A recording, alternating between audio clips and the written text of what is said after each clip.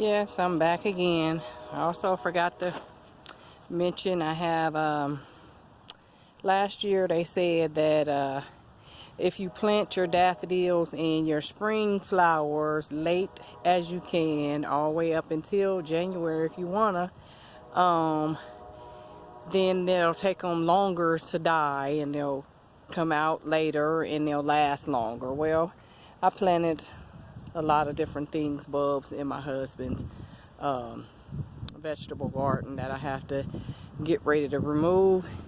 Also, when you're planting your spring bulbs, please remember that if you have a lot of squirrels in your yard, that squirrels love Easter lily bulbs, daffodil bulbs,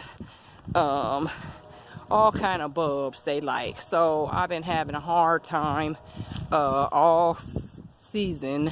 Seem like they're out more in the winter than they are out in the summer and the spring.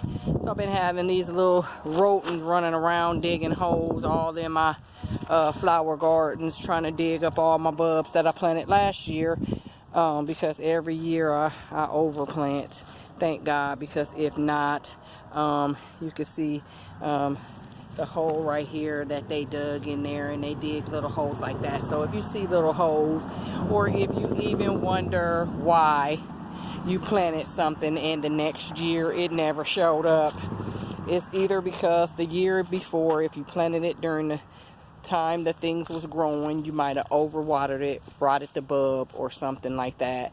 But most generally, it will be that the little squirrels, they dug it up, took it in with them to their family and fed them your bulbs. So make sure you watch out for that.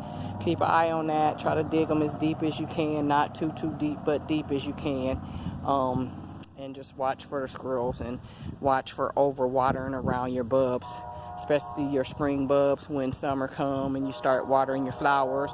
Because sometimes I don't take my spring bulbs up, which is a lot of times I don't, because I have too many. So last year I made a couple new flower beds, so I moved things around every year. So I just had those out and I had to get them in the ground so they wouldn't go to waste.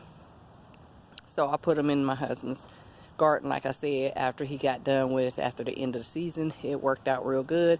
Now all I got to do is try to get him out of there before he start fussing about, it's time for me to start tillering my garden, you need to get your stuff out.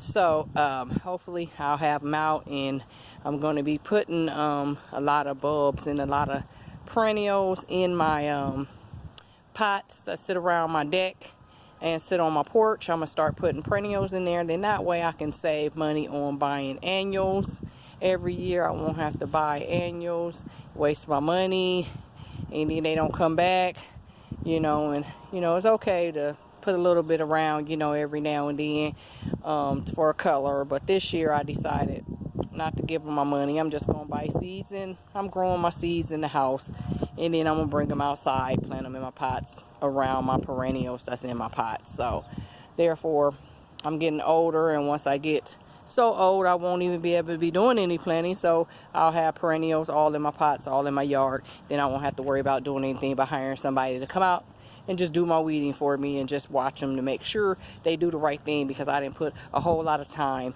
whole lot of years, and a whole lot of effort into all my flower gardens, that I don't want just anybody coming and doing it when I can't do it no more.